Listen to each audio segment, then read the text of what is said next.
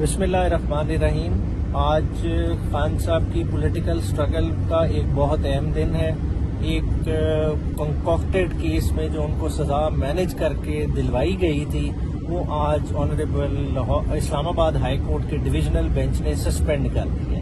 Basically جو order announce کیا گیا اوپن کورٹ میں یہ تھا کہ آپ کی ہم نے اپلیکیشن الاؤ کر دی ہے۔ اپلیکیشن میں ہم نے دو طرح کے ریلیف سیک کیے تھے۔ اپلیکیشن میں ہم نے ججمنٹ کی سسپینشن اور خان صاحب کی سینٹنس کی سسپینشن دونوں سیک کی ہے۔ اگر ایگزیکٹلی اسی لائنز پہ ریلیف آتا ہے تو خان صاحب کی سسپینشن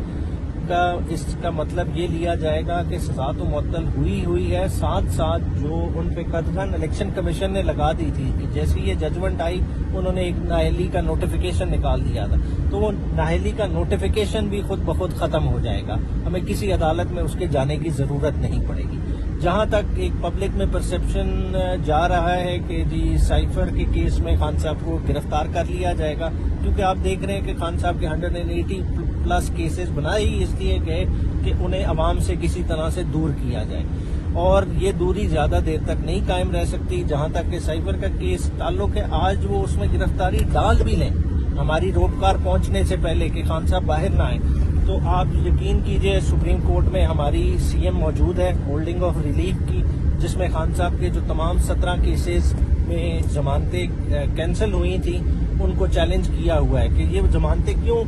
کینسل ہوئی تھی۔ یہ ضمانتیں اس لیے کینسل ہوئی تھی کہ خان صاحب اس پیشی پہ پیش نہیں ہو سکے۔ تو خان صاحب پیش کیسے ہو سکتے تھے؟ خان صاحب تو already behind the bar on account of a judgment of a competent court جا چکے تھے، تو خان صاحب کی وہاں ایبسنس نائدر ڈیلیبریٹ تھی نور انٹینشنل تھی، اور سپریم کورٹ کے حوالے دے کے ہم نے اس میں ریلیف کی ایکسٹینشن سیک کی ہے۔ کیونکہ اگر آپ دیکھیں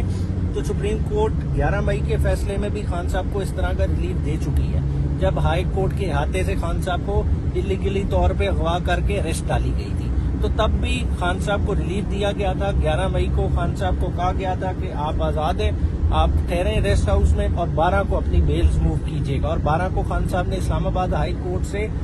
لاہور کی کیسز کی بھی بیلز وہاں سے لی تھی، اور اسی طرح کا ریلیف ہم دوبارہ سیکھ کر رہے ہیں۔ سیکنڈلی آپ کے سامنے ہے کہ کوئٹہ کی کیس میں خان صاحب نے آلریڈی